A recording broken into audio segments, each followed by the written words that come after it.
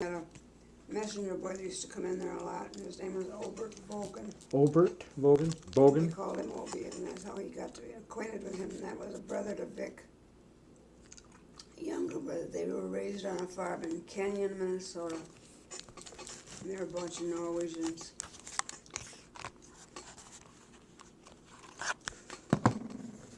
Go ahead, yes. I think Vic was either the oldest or the next to the oldest in the family. I think they had a brother, Clara, that was older than Vic. Mm-hmm. But Vic was in his late 30s when we met him. But anyway, Obie Bogen was in Minneapolis, and he wrote to Clayton, and he says, "Look my brother up." So that's how we happened to meet Vic.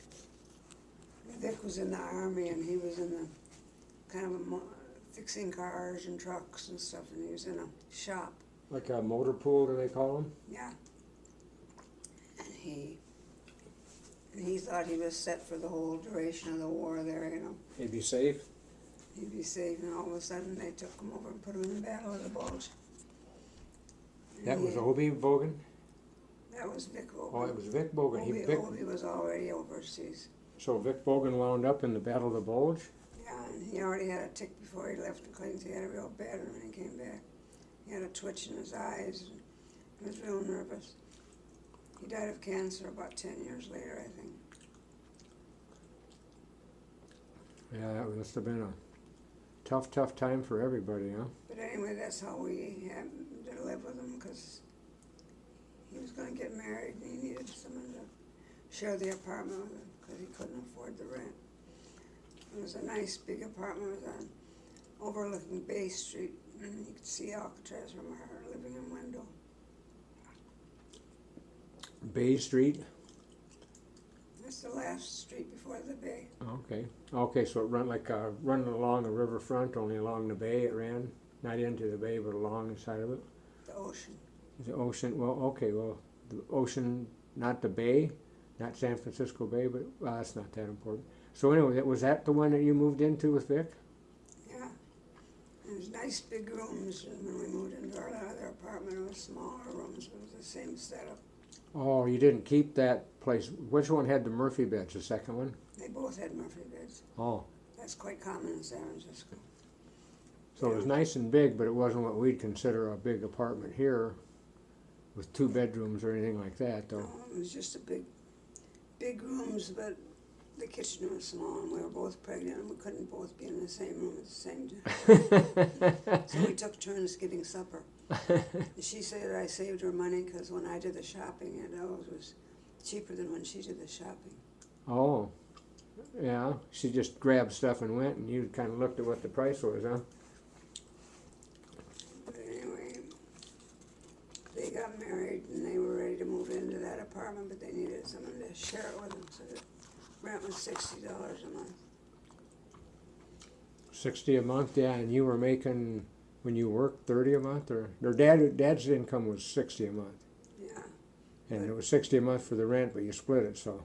Yeah, and then when we moved into the other apartment, that was $30 a month, so the littler apartment, same setup, but smaller rooms. Mm-hmm. So then there was only 15 a month for each of you for the rent in the second one? No, because we didn't share that one. Oh, you guys, the 2 of you just moved. Yeah. And then Grandma came and lived with you too, or what? Yeah, Grandma and Evs both lived with us. Oh, okay. Did Evs pay any rent, or? Not much. Okay. We invited her to come out, and then she didn't stay too long. She got a job as a babysitter in a wealthy San Francisco woman's home.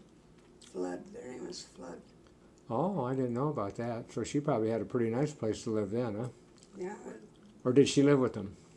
She lived with them, yeah. And then finally she decided she was going to be near Jimmy. He was working in the shipyards. He said there were openings. So she became a welder. I don't know how they taught her, but she was a welder on these ships. So she was more like a nanny than when she lived with those rich people, huh? She was there all the time? She had to vacuum every day because the girl had asthma. Wow. And the lady had to teach her how to use a vacuum because they didn't have a vacuum in that little 2-room house in Crocker. No, barely needed a broom. It was so small. Well, so Ev's Was the shipyard in San Francisco? Yeah, and then after the war, she was driving a streetcar, Evs? an electric streetcar. Really? I didn't know that. Evs drove a streetcar? She never did drive a car. Had she ever driven? They didn't even hardly have a tractor back on the farm at that point. Hardly, maybe just starting to have them. I don't think she had any experience at all. Well,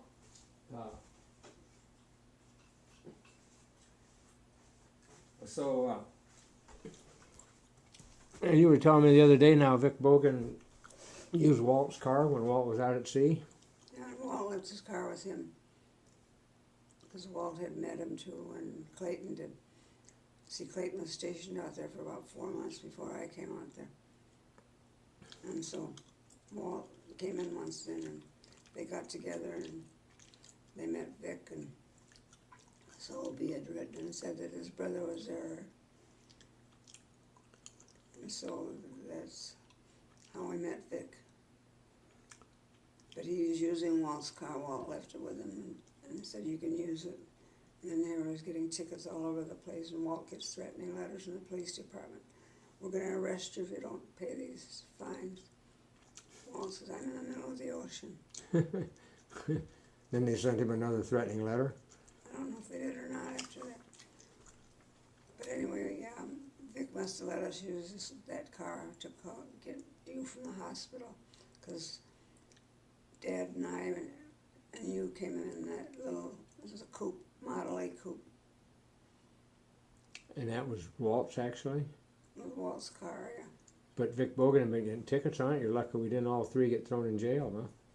Yeah.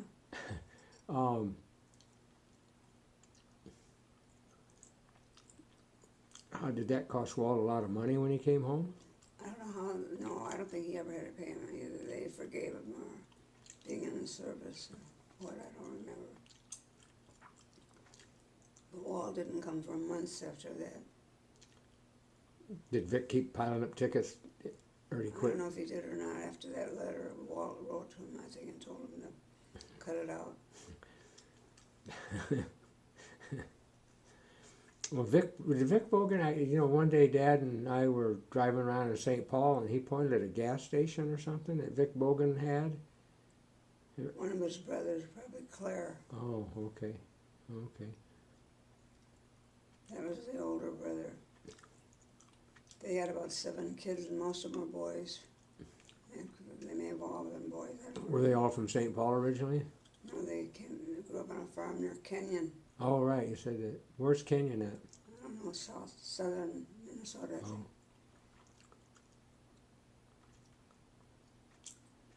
Where did Dad have any contact with Vic Bogen after the war? Not much, because they went back to Kenyon area, Oh, and so we didn't see much of them. Beulah came to see me once with 2 of her kids that she'd had after I met her. mm-hmm. She had one a little younger than you.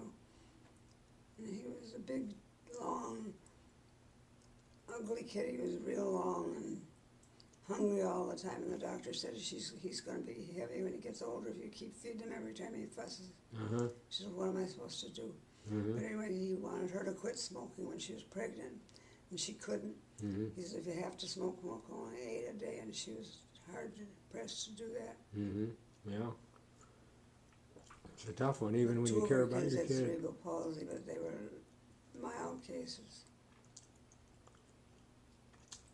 I wonder did the kid turn out to be heavy or what, I wonder. I don't know what he turned out to be like, because I never saw him after he grew up.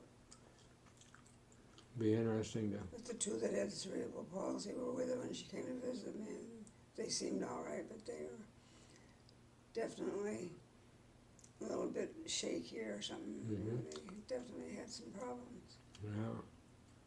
Well, it'd be tough to go through your whole life like that, wouldn't it? So, so then you and Grandma and Dad were living there, and then Dad got sent to Texas within a couple of months. Or you were already settled in that other apartment before Dad went to Texas? Oh yeah, you were a year old. Oh, I was a year old when Dad went to Texas. First he had to go to Florida to get some training. Mm-hmm. And his ship was being built in Orange, Texas, which is Oh. down on the Louisiana border almost. But, what was I gonna say, something else? Oh, Obie Bogen, his brother, younger brother, used to write Clayton, and I knew he had told Clayton some tall tales about his prowess with his boss's wife and that. But I didn't really believe it, and Clayton didn't either. We laughed about it. Mm-hmm. He was ugly, he wasn't that good looking or anything. I don't know how he could get any woman to like him, but anyway. Then he wrote a letter to Clayton from overseas, and he was bragging about all his prowess over there. And Clayton showed me one of the letters, and I thought, oh. But anyway, when Clayton, this is before the war even, and before we were married, Clayton was going to go home for a week on vacation, so he was going to leave his car with me. I didn't drive, but he told Obie he could take me to play golf. He said, oh, you trust me that much with your car and your girlfriend? And Clayton said, no, I don't trust you, but I trust Betty. So he took me to play golf one day. Did he ever make any? No, he never made any moves on me. He didn't dare. He married a nice gal, Gloria. I don't remember what her last name was, but they got married. They lived in right near Disney World, Disneyland, and we went to visit them once. And Oh. she did a lot of sewing, but wasn't much of a housekeeper then. But she was, when she was first married, she was very fussy. And that was Obie Bogen that was down. That's his younger brother, and he died when he was 60. He had a sudden, I don't know, it was a heart attack or stroke, but he died. I bet there was some early deaths among the people that went through all that stress and war, you know. That tough times. So you stayed, and after you were in Texas, for a couple of weeks, you came back. I stayed there a whole month. A whole month, okay. And when I came back, you were still sick, and Mom had taken you to the Navy doctor and said give him weak tea. Mm-hmm. They didn't have kale pictate or anything like that then. But he said you'd be all right. And Mom was tempted to call me several times, but she didn't. She asked the doctor, is that necessary? He said, no, it's just going to run its course. And Yeah, they said there was a lot of people in the San Francisco area that had it. It's a wartime people virus. coming from all over the place, and yeah. So did I lose a lot of weight or not gain weight? Or No, but you lost your appetite. You didn't seem to lose, but you were real finicky after that. And before that, you'd eat anything I gave you. Kidneys or liver or anything I'd give you, you'd eat. so Yeah. anything that maybe had kind of a strong taste or smell, I didn't want to eat it after that.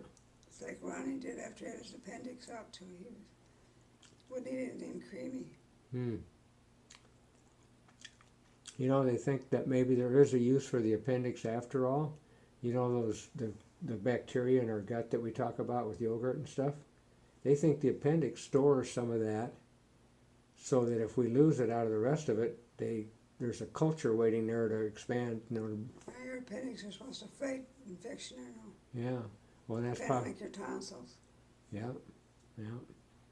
But when I had my hysterectomy, I thought they would take my appendix because they took Mom's automatically, and I said, you didn't take my no, it was when I had my gallbladder. I said, you didn't take my appendix. They said, no, there was nothing wrong with your appendix, and I still got them. Yeah, probably best. It's hard call. I know they had a lot of trouble with them, but you know, turns out there's some. Anna had to have hers out. Betty Ann did. No, Anna. Oh, had to have her appendix out late.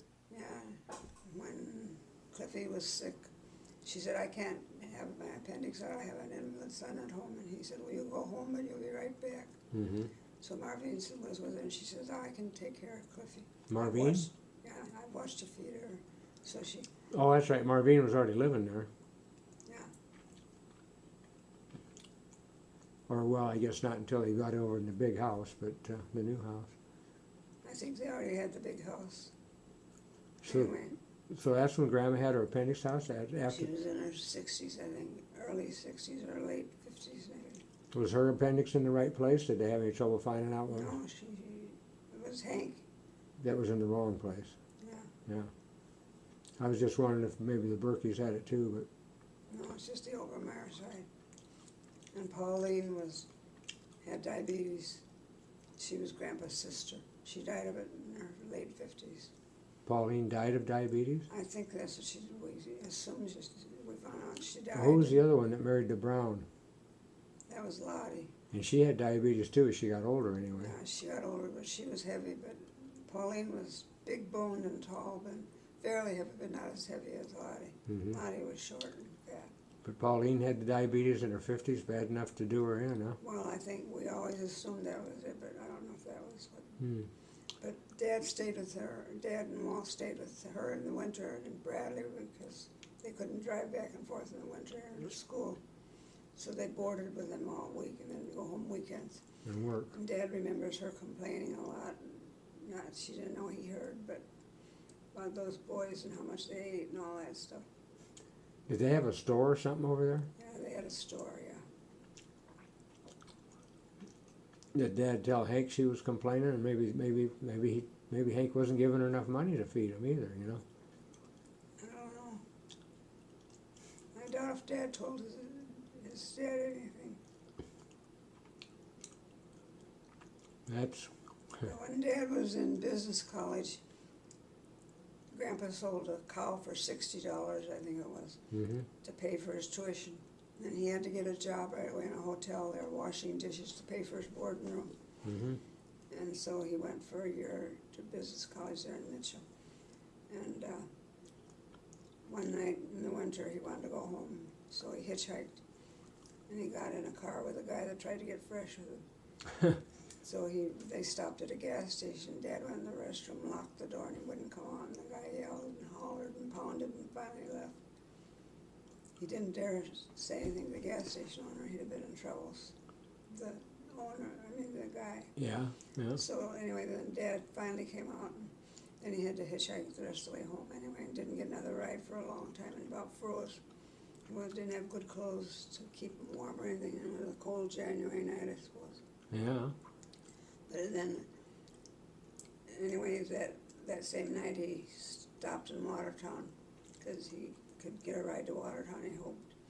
And he got a hold of his Flatten cousins, that's Pauline's kids, Floyd, and one of them gave him a ride to home to Crocker. But I'm sure they charged him for the gas and everything. Yeah, yeah. Well, wait a minute. Pauline was Flatten, right? And she was the one that I thought they stayed with Lottie No, they stayed with Pauline in Bradley. in the winter when they're in high school. Oh, okay. I was thinking that was Lottie in Brown. I thought it was the Brown family, but it was a Flatten family in Bradley? Because Pauline was a Flatten, right? Yeah, they lived in Bradley then, but later they were living in, the boys were living in Watertown. I think the mother okay. had, Okay, I had that mixed dead, up. I don't know. But anyway, they gave him a ride to Crocker. But he about froze. It was so cold. Yeah, wouldn't have been very much traffic in those days out there, you know? No, Well, the highways were probably gravel, weren't they? most of them.